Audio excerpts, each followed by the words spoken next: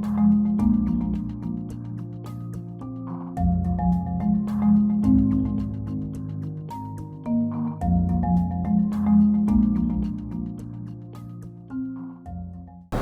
वालेकुम। आज हमारा सेकेंड ईयर की मैथमेटिक्स का लेक्चर नंबर 14 है और जैसा कि लास्ट लेक्चर में हमने चैप्टर 1 जो है वो क्लोज़ किया था, इसके बाद हम चैप्टर 7 आज स्टार्ट कर रहे हैं। इसकी रीज़न ये है कि कुछ चैप्टर्स ऐसे हैं जो थोड़े, एक तो उनमें टाइम कम लगता है और थोड़ा सा जिसका बैकग्राउंड आपके पास 9th 10th और फर्स्ट ईयर में होता है, वो हम ये चाहते हैं कि वो आपका पहले स्टार्ट कर दिया जाए ताकि आपकी जो एक स्टार्ट है वो अच्छा हो सके। तो 3 चैप्टर्स ऐसे थे, 1, 5 और 7। आपकी सेकेंड ईयर के ये जो 3 चैप्टर्स हैं ये ऐसे हैं कि अगर ये पहले कर लिए जाएँ तो इनमें टाइम भी कम लगता है और आलमोस्ट 1 मंथ का टाइम चाहिए होता है हमें इन तीनों को कवर करने के लिए। तो टोटल आपके सेकेंड ईयर के 7 चैप्टर्स हैं, अगर उनमें से 3 ये पहले हो जाएंगे तो मेंटली आप एक सेंस ऑफ रिलैक्सेशन आपको मिलेगा कि आपका कम टाइम के अंदर आलमोस्ट 30 to 40% कोर्स ख़त्म हो चुका है। इसी वाले से हमने चैप्टर 1 के बाद 1 कंप्लीट करने के बाद हमने या 5 या 7 स्टार्ट करना था। तो 7 से मैं स्टार्ट कर रहा हूँ। 7 चैप्टर है वेक्टर्स वाला। अगर आपके पास बुक है तो आप देख सकते हैं। और वेक्टर का आइडिया आप बहुत छोटी क्लासेस से पढ़ते आ रहे हैं। 9th क्लास से आप लोगों ने फिज़िक्स में वेक्टर पढ़ना स्टार्ट किया था, फर्स्ट ईयर में भी आप लोग पढ़ते हैं, सेकेंड ईयर में भी आप लोग वेक्टर का यूज़ जो है फिज़िक्स वगैरह में देख रहे होते हैं। तो मैथमेटिक्स में जब हम वेक्टर्स का टॉपिक ये चैप्टर पढ़ेंगे तो हम सिर्फ इसकी मैथमेटिकल प्रॉपर्टीज़ पढ़ेंगे, फिज़िकल प्रॉपर्टीज़ नहीं पढ़ेंगे। तो इसलिए इसको जितना भी आपके इस चैप्टर 7 में वेक्टर्स का यूज़ होगा, जितनी थ्योरी आपको चाहिए होगी उतनी थ्योरी आपके साथ हम डिस्कस करेंगे और इंशाल्लाह अच्छे और इफ़ेक्टिव वे से इसको हम स्टडी करेंगे। तो चैप्टर का स्टार्ट करने से पहले जो 7.1 एक्सरसाइज है उससे पहले कुछ मैं आपको बता देता हूँ बेसिक डेफिनेशन वेक्टर्स के हवाले से। एक बात तो बड़ी क्लियर है, वो यहाँ लिखने की ज़रूरत नहीं है कि वेक्टर क्वान्टिटीज़ वो क्वान्टिटीज़ होती हैं जिनको रिप्रेजेंट करने के लिए आपको मैग्नीट्यूड और डायरेक्शन की ज़रूरत होती है। अगर सिर्फ मैग्नीट्यूड से काम चल जाए तो उनको हम स्केलर क्वान्टिटीज़ कहते हैं। वेक्टर क्वांटिटीज़ के बारे में चले आपने ये पढ़ तो लिया कि उनकी जो रिप्रेजेंटेशन है उसके लिए आपको मैग्नीट्यूड और डायरेक्शन चाहिए होती है। तो अब यहाँ पे हमने देखना है कि एक्स वाई प्लेन जो है, यानी मैथमेटिकल वे से सोचना है कि मैथमेटिकली अगर हमें किसी प्लेन में या किसी स्पेस में वेक्टर बनाना हो तो हम उसको किस तरह बना सकते हैं। तो उसके लिए मैं आपको लिखवाता हूँ। सबसे पहली बात कि अगर हमारे पास 2 पॉइंट्स हैं, लेट से एक पॉइंट हमारे पास है Px1 y1, हम प्लेन की बात कर रहे हैं फ़िलहाल, और एक पॉइंट है Qx2 y2। प्लेन में कहीं भी ये 2 पॉइंट्स हैं, लेट से ये xy प्लेन है और इस xy प्लेन के अंदर हमने कहीं पे भी एक पॉइंट P रख लिया और एक पॉइंट हमने Q रख लिया। आपसे ये कहा जाता है कि इन दोनों को मिला के एक वेक्टर बनाएं, P से Q की तरफ PQ वेक्टर बनाएं। तो पॉइंट से वेक्टर बनाने का जो रूल है वो हम यहाँ स्टडी करना चाह रहे हैं। ये पॉइंट कहीं भी हो सकते हैं, ज़रूरी नहीं कि यहीं पे हो, किसी भी कॉर्नर में हो सकते हैं। तो हम ये देखना चाह रहे हैं कि अगर हम इसको वेक्टर की फॉर्म में लिखें तो हम यूँ लिखेंगे, then P Q vector can be obtained. ये पी क्यू के ऊपर जो एरो होता है ये वेक्टर को शो कर रहा है। एरो भी लगा सकते हैं और समटाइम इसको हम बार या बोल्ड करके भी शो करते हैं। तो जो कॉमन यूज़ होता है वो ये एरो यूज़ हो रहा होता है। तो पी क्यू वेक्टर कैसे बनेगा, इसका फार्मूला इस तरह से है कि आपने जो एक्स कोऑर्डिनेट्स हैं दोनों के पहले उनकी तरफ आना है। तो सबसे पहले हम यूँ लिखेंगे x2 माइनस x1 i। ये i जो है इसके बारे में आप जानते हैं, फिज़िक्स में भी आप लोग पढ़ते हैं, ये स्टैंडर्ड यूनिट वेक्टर होता है जो horizontal direction in x axis की डायरेक्शन को शो करता है। इसी तरह से दूसरा आ जाएगा y2 माइनस y1 और इसके साथ आ जाएगा j। चूँकि हम प्लेन तक हैं तो हम j तक जा रहे हैं। j जो है वो डायरेक्शन शो करता है y एक्सिस की। तो i और j दोनों जो डायरेक्शन वेक्टर भी कहलाते हैं और यूनिट वेक्टर कहलाते हैं और ये स्टैंडर्ड यूनिट वेक्टर्स होते हैं। अब ये हमारे पास पी क्यू वेक्टर बन चुका है। अगर हमें पॉइंट्स गिवन हो तो हम उनकी बेस पे वेक्टर इस तरह से बना सकते हैं। फिर बाज़ दफ़ा ऐसा होता है कि हमें पॉइंट्स गिवन नहीं होते, हमें पोजीशन वेक्टर्स गिवन होते हैं। तो पोजीशन वेक्टर को भी मैं आपको रिवाइज़ करवा दूँ, आपने पहले पढ़ा होगा। पोजीशन वेक्टर क्या होता है, किसी भी पॉइंट को जब आप ओरिजिन से अटैच करते हैं, मिलाते हैं, तो ओरिजिन से लेकर उस पॉइंट तक जो है वो उसकी पोजीशन शो होती है, जिसको हम उसका पोजीशन वेक्टर कहते हैं। जैसे ये पी और क्यू 2 हैं, अगर मैं पी को मिलाऊँ ओरिजिन के साथ तो ये P का पोजीशन वेक्टर हो गया, और अगर मैं Q को मिलाऊँ ओरिजिन के साथ तो ये Q का पोजीशन वेक्टर हो गया। इसका मतलब ये हुआ कि OP का मतलब है P का पोजीशन वेक्टर, OQ का मतलब है Q का पोजीशन वेक्टर। अब आप 9th क्लास से हेड टू टेल रूल पढ़ते आ रहे हैं। अगर इस डायग्राम के ऊपर head to tail rule apply किया जाए तो आपको बड़ा क्लियर नज़र आता है यहाँ से कि अगर हम हेड टू टेल रूल का स्टार्ट करते हैं O से तो यूँ होना चाहिए था O to P, फिर प्लस आगे चलें तो P to Q, और ये हेड टू टेल रूल के मुताबिक हुआ करता था O से Q, ये हुआ करता था आपका हेड टू टेल रूल। अगर हम इसके थ्रू वही PQ फाइंड करना चाहें तो हम वो यहाँ से भी फाइंड कर सकते हैं। तो यहाँ से अगर PQ आप एक तरफ छोड़ दें तो इधर क्या बचेगा आपके पास OQ, और वो OP इस तरफ ले आए तो ये बनेगा OP। अब आप ज़रा ऑब्ज़र्व करें कि यहाँ से हमें एक और बात समझ आ रही है कि अगर हम पोजीशन वेक्टर की हेल्प से दो पॉइंट्स के दरमियान बनने वाला वेक्टर फाइंड करना चाहें तो PQ वेक्टर जो P और Q से बनने वाला वेक्टर वो कैसे बनेगा OQ माइनस OP। OQ का मतलब है Q का पोजीशन वेक्टर, OP का मतलब है P का पोजीशन वेक्टर। तो इसका मतलब है कोऑर्डिनेट्स फॉर्म में ये फार्मूला हुआ करेगा प्लेन के लिए, और अगर आपके पास कोऑर्डिनेट्स नहीं है तो फिर आपके पास अगर पोजीशन वेक्टर है तो उसके लिए आपके पास ये फार्मूला हुआ करेगा। तो मैं लिख देता हूँ कि PQ इस तरह भी फाइंड हो सकता है, और we can also write it as PQ is equal to OQ minus OP, और इसको आप अल्टीमेटली सिम्प्लीफाई करें तो आपके पास यही चीज़ बनेगी। तो ये जो वेक्टर का स्टार्ट था सिर्फ आपको ये बताना था कि दो पॉइंट से आप कैसे वेक्टर बना सकते हैं। अब हम आगे चलते हैं, आगे चल के हम देखेंगे कि किस तरह से हम 7.1 का स्टार्ट करते हैं और क्या क्या हमें और डेफिनेशन 7.1 को पढ़ने के लिए चाहिए होंगी। तो एक तो मैंने ये आपको बता दी। अब नेक्स्ट चलते हैं, इसके बाद वेक्टर्स के बारे में आप जानते होंगे कि वेक्टर को डिनोट करते हैं हम आम तौर पे, अगर सपोज A वेक्टर है तो इसको A के ऊपर एरो लगा के भी शो कर सकते हैं, या थोड़ा इसको हम बोल्ड करके भी शो कर सकते हैं, और तीसरा ऑप्शन ये है कि इसको हम अंडरलाइन करके शो कर सकते हैं। इसी तरह से ये तीन बड़े कॉमन मेथड यूज़ होते हैं, और इनमें से जो ज़्यादा यूज़ होगा वो आपका फर्स्ट और ये थर्ड वाला होगा। बोल्ड करने वाले में थोड़ा सा मिसकंसेप्शन का एलिमेंट रहता है, इसलिए हम उसको यूज़ नहीं करते। आगे चलें अगर, तो जिस तरह हमने वेक्टर बनाना सीखा है अभी, इसी तरह हम वेक्टर की जो मैग्नीट्यूड है वो भी फाइंड कर सकते हैं। तो उससे पहले मैं आपको थोड़ा सा, जिस तरह मैंने यहाँ पोजीशन वेक्टर का आपको ग्रफ सा आइडिया दिया है, मैं आपको प्रॉपर यहाँ पे पोजीशन वेक्टर बनाने का प्रॉपर वे भी बता देता हूँ। तो यहाँ पे हम एक बात करते हैं कि अगर हमारे पास लेट से एक गिवन पॉइंट है, कोई भी पॉइंट हो सकता है, जैसे हम कहते हैं x, y, देन अगर आपसे कहा जाए कि आप इसका फाइंड करें पोजीशन वेक्टर, तो वो कैसे फाइंड होगा? देखें, position vector of P, position vector of P ये होगा OP, यानी इसको हमने ओरिजिन से मिला देना है। और इसका बड़ा सिंपल सा रूल है कि दोनों के जो x और y कोऑर्डिनेट्स हैं, x कोऑर्डिनेट के साथ आप i लिख दें और y कोऑर्डिनेट के साथ आप j लिख दें। मैंने पहले कहा है कि यहाँ मैथमेटिक्स में हम सिर्फ इसकी मैथमेटिकल प्रॉपर्टीज़ पढ़ रहे हैं जो हमें कैलकुलेशंस में काम आएंगी। हम इसकी जो फिजिकल प्रॉपर्टीज़, थ्योरेटिकल प्रॉपर्टीज़ उनकी तरफ नहीं जा रहे। जितनी चीज़ें आपको एक्सरसाइज में चाहिए सिर्फ उतनी डिस्कस करूँ ताकि आप कम से कम जो है वो बर्डन आपको फील और आसानी से आप चैप्टर का स्टार्ट भी कर लें और चैप्टर समझ भी जाएँ आप लोग।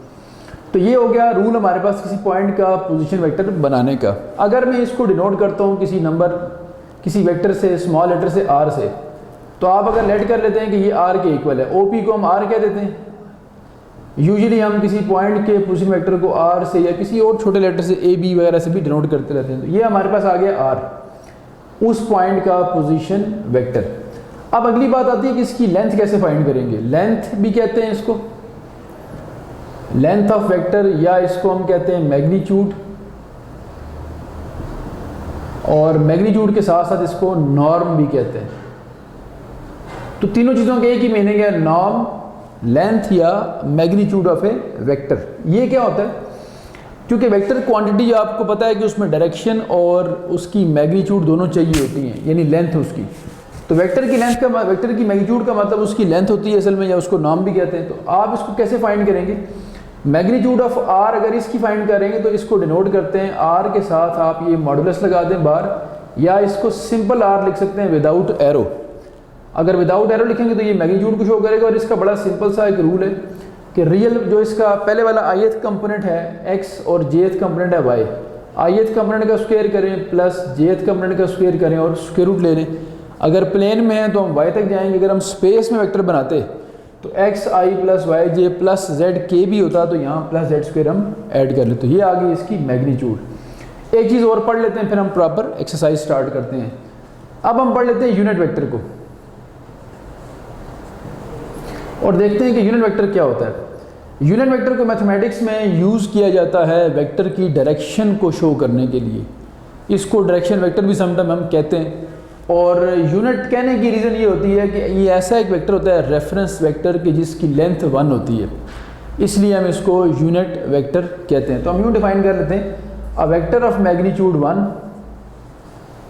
अ वेक्टर ऑफ मैग्नीट्यूड 1। अगर हम कहते हैं कि इस वेक्टर की मैग्नीट्यूड 1 है तो वो क्या शो होगी, वो शो होगी उसकी कि वो एक यूनिट वेक्टर है। आगे चलते हैं, हम अगर पूरी बात लिखें तो हम यूँ कह सकते हैं vector of magnitude 1 in the direction of some particular vector in the direction of let's say A है। यानी किसी वेक्टर की डायरेक्शन में लेंथ 1 वाला अगर आप एक वेक्टर लेंगे तो वो क्या कहलाएगा, is called unit vector of A. ये उस ए का कहलाएगा यूनिट वेक्टर। और फर्दर मोर इसको डिनोट किससे करते हैं वो भी लिख लेते हैं हम, note it is denoted by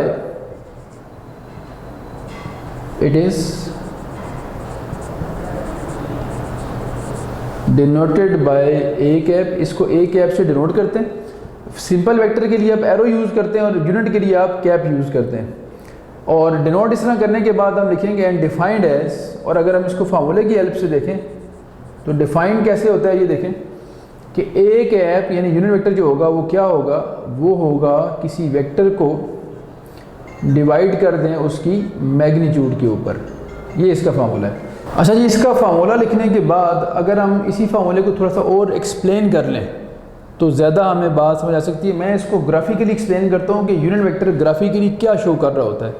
तो ये देखें, इसको अगर मैं रीअरेंज करूँ इस वेक्टर को तो मैं यूँ लिख सकता हूँ यहाँ से कि अगर हम ए कैप के साथ ये जो मैग्नीट्यूड है इसको जाके मल्टीप्लाई कर दें तो ये यूँ हो जाना है, यहाँ मैग्नीट्यूड मल्टीप्लाई होगी इसके साथ तो इक्वल के इस तरफ क्या रहेगा आपके पास, वेक्टर ए रह जाएगा। उसको मैं इधर लिखता हूँ, ये आ गया वेक्टर ए। अब इसको ज़रा ऑब्जर्व करें आप, तो एक वेक्टर जो है वो दो चीज़ों से मल्टीप्लाई होकर बन रहा है, जिसमें पहली चीज़ कौन सी है आपके पास, पहली चीज़ आपके पास उसकी मैग्नीट्यूड है और दूसरी चीज़ उसका यूनिट वेक्टर है।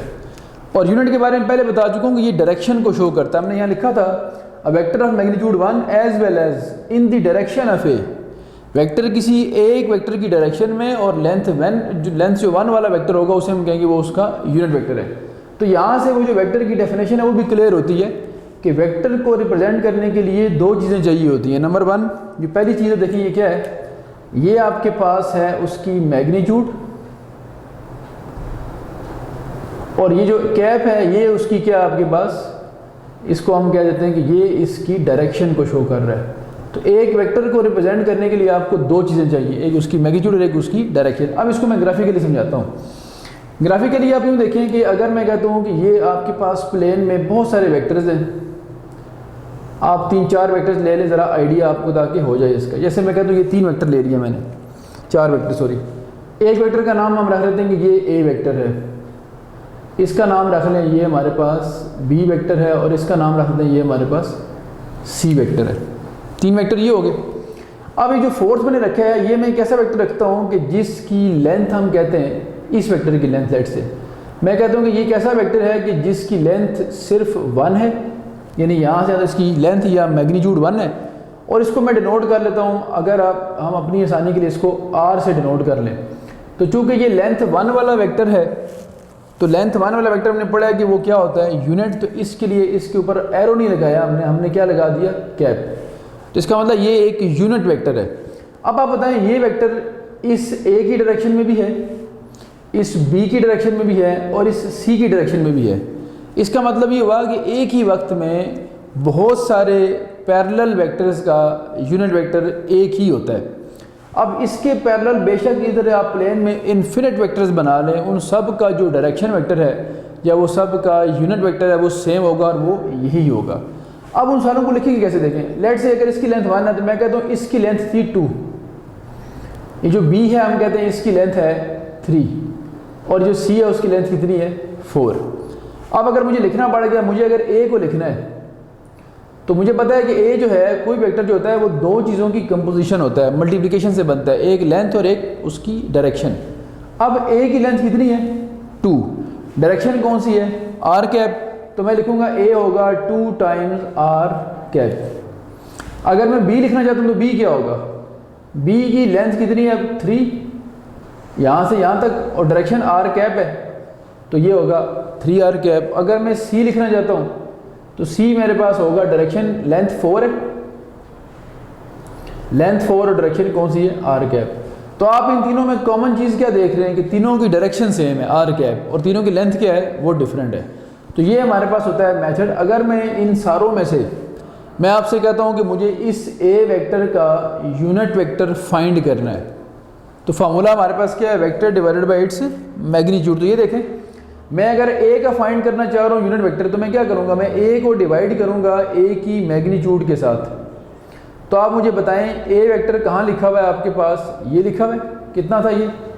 2 टाइम आर कैप, और इसकी मैग्नीट्यूड कितनी है? 2 है। ये नज़र आ रही है आपको? दोनों कैंसिल हो जाएंगे। देखें क्या आंसर है आपके पास। तो ये क्लियर हो गया कि वेक्टर जब डिवाइड होता है अपनी मैग्नीट्यूड से, तो जो आंसर आता है वो उसका यूनिट वेक्टर आता है। तो ये यूनिट वेक्टर की एक्सप्लेनेशन थी। हमने इसको डिफ़ाइन किया, इसका फार्मूला लिखा, और फिर हमने इसको रीअरेंज करके बताया कि ये किस तरह से वेक्टर की डेफिनेशन को भी शो करता है, और फिर हमने ग्राफिकली देखा कि ग्राफिकली यूनिट वेक्टर का क्या मीनिंग होता है। ये सारी बातें सीखने के बाद अब हम इस काबिल हो चुके हैं कि हम जो 7.1 एक्सरसाइज है उसका स्टार्ट कर सकें। तो मैं अब प्रॉपर जो 7.1 है उसका स्टार्ट करता हूँ। शुरू करते हैं इसको। अब हम एक्सरसाइज 7.1 का स्टार्ट करते हैं, और 7.1 के अंदर ये है कि हमें पहला क्वेश्चन ही दिया हुआ है, right the vector P Q. P Q एक वेक्टर बनाना है आपने, और इन द फॉर्म, इस फॉर्म में आपने लिख के बताना है एक्स आई प्लस वाई, जो एक वेक्टर को लिखने की स्टैंडर्ड फॉर्म है। पी और क्यू दोनों आपके पास पॉइंट्स गिवन है। आज ही जो हमने चैप्टर के स्टार्ट में ये सीखा है कि किस तरह 2 पॉइंट से आपने वेक्टर बनाना होता है। तो अगर आपके पास कोऑर्डिनेट्स हों तो मैंने उसका भी फार्मूला बताया था, और अगर आपके पास पोजीशन वेक्टर तो मैंने आपको उसका भी फार्मूला बताया था। तो शुरू करते हैं। जो कोऑर्डिनेट्स वाला हमारा फार्मूला होता है, तो हम लिखेंगे एज पी क्यू वेक्टर। क्या रूल पढ़ा था हमने भी कि x2 ये x1 y1, अगर मैं इसके ऊपर लिख भी दूँ आप लोगों के समझने के लिए, तो ये इसका x कोऑर्डिनेट है x1, ये y1, फिर ये इसी तरह x2 और ये y2। तो रूल ये था कि x2 माइनस x1 i लिखना था,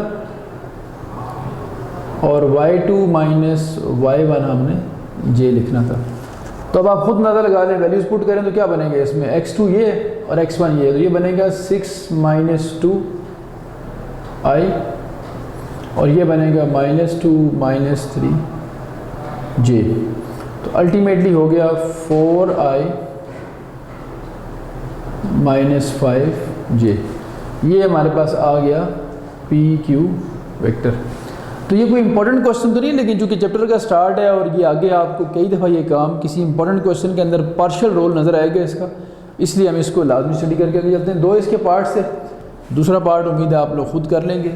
अब हम आते हैं क्वेश्चन नंबर 2 की तरफ और देखते हैं कि उसमें क्या करना है। तो बुक आपके सामने पड़ी होगी, अगर आप क्वेश्चन नंबर 2 देख लें तो फिर हम उसको यहाँ लिखते हैं।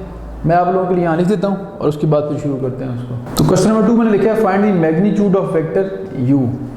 u वेक्टर के इसके आप देखेंगे 3 पार्ट्स हैं, और मैंने उसमें से एक पार्ट अटैम्प्ट किया है। तीनों पार्ट्स बड़े ईजी हैं, पेपर के हवाले से इंपॉर्टेंट तो नहीं है, क्योंकि मैग्नीट्यूड फाइंड करना एक स्टेप का काम है सिर्फ। थर्ड पार्ट अटैम्प्ट करने की जो रीज़न थी वो ये थी कि आपको ये सिखाया जाए कि जो स्क्वायर ब्रैकेट्स में 2 नंबर लिखे हुए हैं इसमें, और जो राउंड ब्रैकेट में लिखे होते हैं इसमें क्या फ़र्क होता है। राउंड ब्रैकेट में जब 2 नंबर लिखे हों इसका मतलब ये एक पॉइंट को शो कर रहा है और उसका x और y कोऑर्डिनेट है, लेकिन जब स्क्वायर ब्रैकेट में 2 नंबर्स लिखे हों कॉमा के साथ तो ये शो करता है कि ये एक वेक्टर लिखा हुआ है।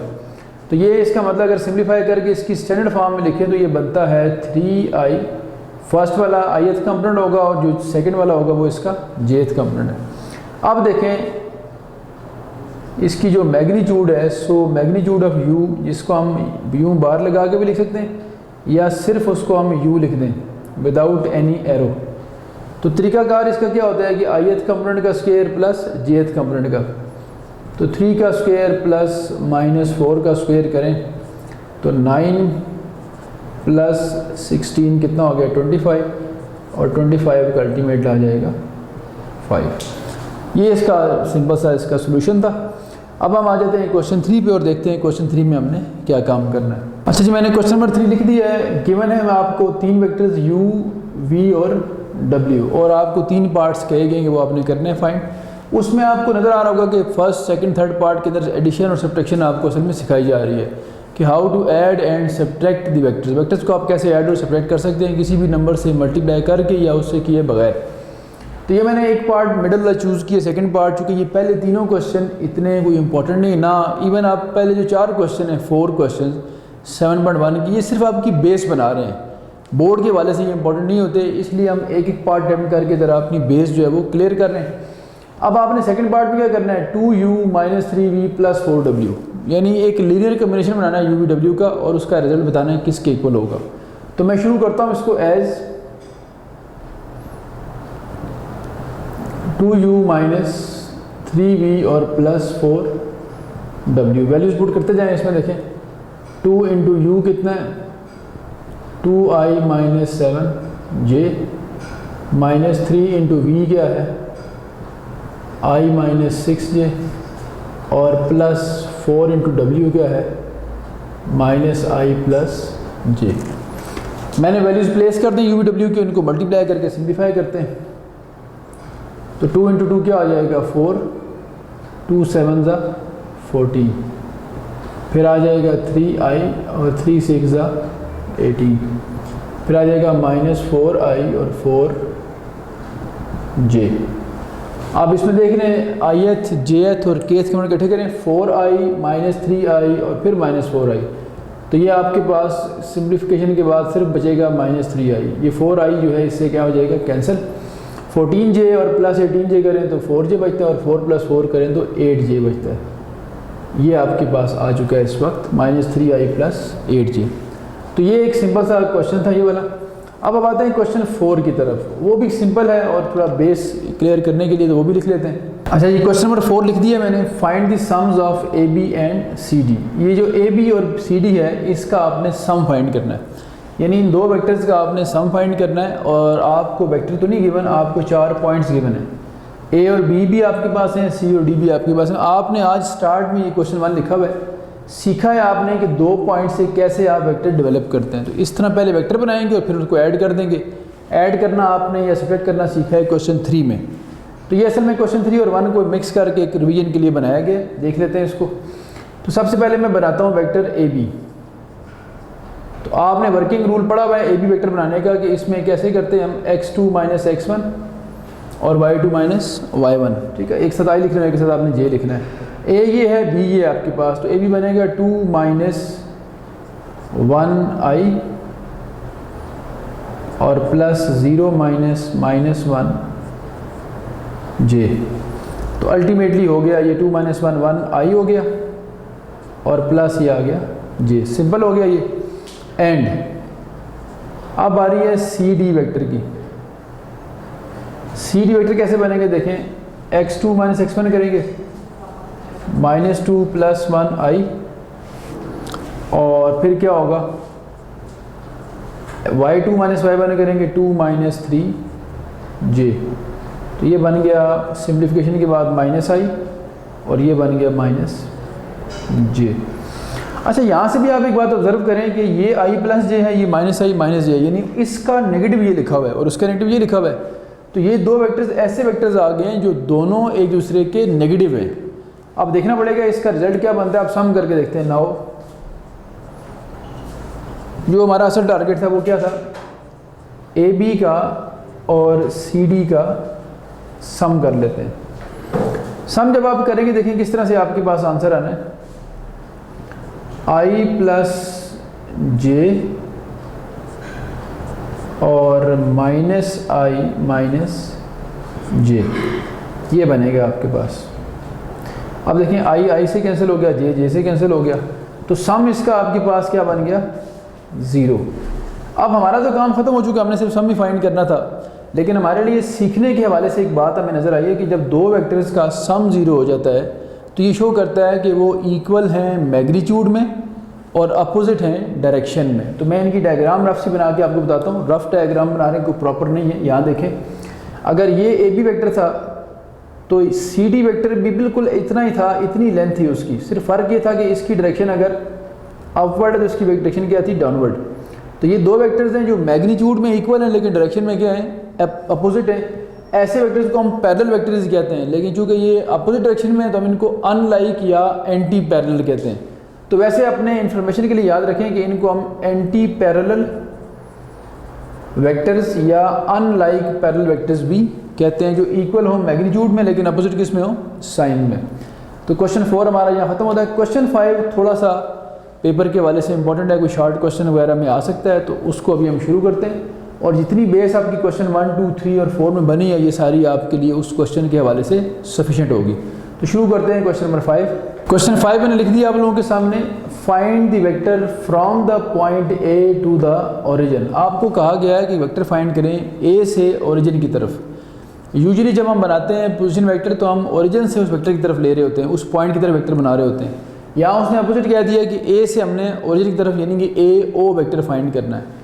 साथ ही हमें एक वेक्टर ए बी दिया हुआ है और एक बी पॉइंट दिया हुआ है सिर्फ हमें। तो मैं इसको ज़रा डायग्रामेटिकली आपको समझाता हूँ। कहीं भी आप एक रफ सी डायग्राम बना लें, लेट से आपके पास ये 3 पॉइंट्स हैं, ये हम एज्यूम कर रहे थे कि ये 3 पॉइंट्स हमारे पास हैं, ठीक है, जिसमें हम कहते हैं यहाँ ओरिजिन है और इसको आप कहते हैं कहीं भी ले लेते हैं, इसको हम कह देते हैं लेट से ये पॉइंट ए और ये पॉइंट हमारे पास कौन सा है, बी है।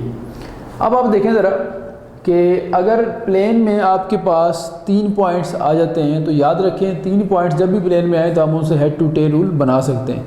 अब head to tail rule usually हम स्टार्ट करते हैं ओरिजिन से, लेकिन कहीं से भी कर सकते हैं आप, आपकी चॉइस है ए से, ओ से या बी से। मैं ओ से स्टार्ट करता हूँ।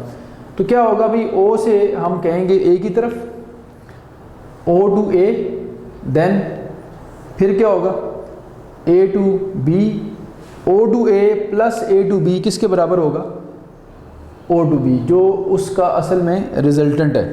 तो मैं फिर रिपीट कर दूं, ओ टू ए किया हमने, ए टू बी किया और ये इक्वल हो गया ओ टू बी। ये होता है head to tail rule.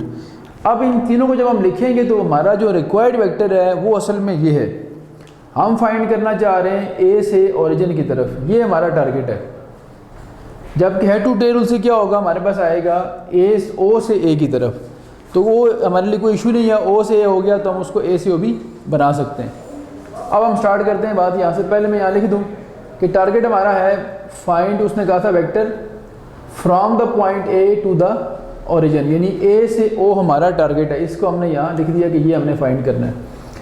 Again आपको वही बात दोबारा लिख के बताता हूँ। आपको ये बात भी गिवन है कि ए बी किसके बराबर है, 4i - 2j, और आपको बी भी पता है किसके बराबर है, बी आपके पास है -2, 5। चूँकि इस हेड टू टेल रूल के अंदर हमें ओ बी भी चाहिए, ए बी भी चाहिए और ओ ए भी चाहिए। तो ए बी तो हमारे पास ऑलरेडी है, अब बी है लेकिन हमारे पास हमें चाहिए ओ बी। ओ बी का मतलब है बी का पोजीशन वेक्टर। तो आज ही मैंने आपको सिखाया कि ये कैसे बनता है। किसी भी पॉइंट का अगर आप पोजीशन वेक्टर फाइंड करना चाहें तो उसको ओरिजिन से मिलाना होता है बस। तो ये देखें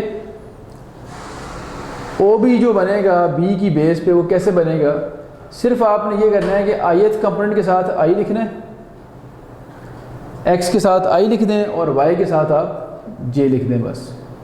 तो ये आ गया b का पोजीशन वेक्टर। अब देखें ये भी हमारे पास अवेलेबल है, ये भी हमारे पास अवेलेबल है। अब हम लिखते हैं हेड टू टेल रूल की फॉर्मेशन। तो हेड टू टेल रूल क्या होता है, यहाँ लिखता हूँ मैं। नाउ स्टार्ट जहाँ से मर्जी कर लें, हम ओ से स्टार्ट कर रहे हैं, ओ टू ए प्लस क्या था, ए टू बी, और ये इक्वल किसका था, ओ टू बी। इसमें से हमने कौन सा फाइंड करना था, ए ओ। तो यहाँ से पहले ओ ए अलग करते हैं, उसके बाद ए ओ बी बना लेंगे। ओ ए अगर यहाँ से अलग करें जो हमारा रिक्वायर्ड है, तो इसके बाद ये बनेगा ए बी इस तरफ आके हो जाएगा माइनस, ये हो गया। अब वैल्यूज पुट करें, ओ बी की वैल्यू ये लिखिए, ओ बी की वैल्यू थी -2i + 5j, minus A B की वैल्यू पुट करें ए बी की तरह, ये 4i - 2j लें जी। और आप इसको सिंप्लीफाई कर लेते हैं। सिंप्लीफाई करेंगे तो आप देखेंगे आपके पास पहले ओ ए बनेगा, तो मैं यहाँ से करता हूँ, देखिए -2i है और ये -4i बनेगा सिम्प्लीफिकेशन के बाद। तो ये मिला के हो जाना है -2 -4 -6i। ये 5j है और माइनस माइनस प्लस 2j हो जाएगा, तो ये हो जाएगा 5 + 2 7j। अब ये वैल्यू किसकी आ रही है हमारे पास, ये आई है OA की वैल्यू, जबकि हमने फाइंड करना है AO, A से ओरिजिन की तरफ। तो जब OA हमारे पास आ चुका है, देखें this implies OA is equal to -6i + 7j। अब हम आते हैं कि हमारा टारगेट तो हमारा AO था, जबकि ये OA है, इसका ऑर्डर चेंज करना है। तो वेक्टर्स में जब भी आप ऑर्डर चेंज करेंगे तो वो नेगेटिव साइन जनरेट करेगी। जैसे आपके सामने मैंने ये एग्जांपल दी थी कि इन दो वेक्टर्स में क्या था कि AB और CD का ऑर्डर का फ़र्क था, दोनों अनलाइक पैरेलल थे। ऑर्डर चेंज करेंगे तो ये अगर पॉजिटिव है तो दूसरा क्या हो जाएगा, नेगेटिव। इसका मतलब ये हुआ कि अगर OA से हम AO बनाएंगे तो इसी का सिर्फ नेगेटिव कर देंगे हम। अब देखें हैंस AO विल बी, अब ये क्या होगा, ये होगा उसी वेक्टर का नेगेटिव, क्योंकि ऑर्डर चेंज कर दिया आपने। तो -6 का नेगेटिव +6 हो जाएगा और +7 का नेगेटिव जो है वो -7 हो जाएगा। तो ये हमने फाइंड करना था vector from the point A to the origin. ये हो गया यहाँ कंप्लीट। अच्छा जी, चैप्टर तो हमने जो है बाकायदा स्टार्ट कर लिया। 5 क्वेश्चन हमारे आज हो चुके हैं। आप लोगों ने ये करना है कि इनसे रिलेवेंट कोई भी क्वेश्चन हो तो आपने जूम पे डिस्कस कर लेना, जो लाइव क्लास होगी उसमें। बाकी ये आसान चैप्टर है, इसकी बेस पहले से आप लोगों की बनी हुई है, आप फर्स्ट ईयर में पढ़ के आए हैं फिजिक्स में इसको, और इसके अलावा 9th-10th में भी आपने फिजिक्स में वेक्टर्स का चैप्टर पढ़ा हुआ होता है। यहाँ हमने कहा कि सिर्फ मैथमेटिकल प्रॉपर्टीज़ पढ़ रहे हो, बिल्कुल ईजी जो वर्डिंग है उसमें हम काम करते जा रहे हैं। कोई इसमें थ्योरेटिकल बात हम नहीं करते, जितना मैथमेटिकल काम होता है सिर्फ उसी को हम डिस्कस करते हैं। और यहाँ मैथमेटिक्स के अंदर जो चैप्टर 7 है इसमें वेक्टर्स की जो रिक्वायरमेंट है वो है भी सिर्फ मैथमेटिकल प्रॉपर्टीज़ की। तो वही जितनी प्रॉपर्टीज़ आज हमने थियोरेटिकली थोड़ी सी पढ़ी हैं वो सारी की सारी हमने आज यूज़ कर ली हैं, और आगे भी जो काम इस एक्सरसाइज का रह गया वो इंशाल्लाह इन्हीं प्रॉपर्टीज़ की बेस पे होगा। आज तक के लिए इतना काफ़ी है। अल्लाह हाफ़िज़।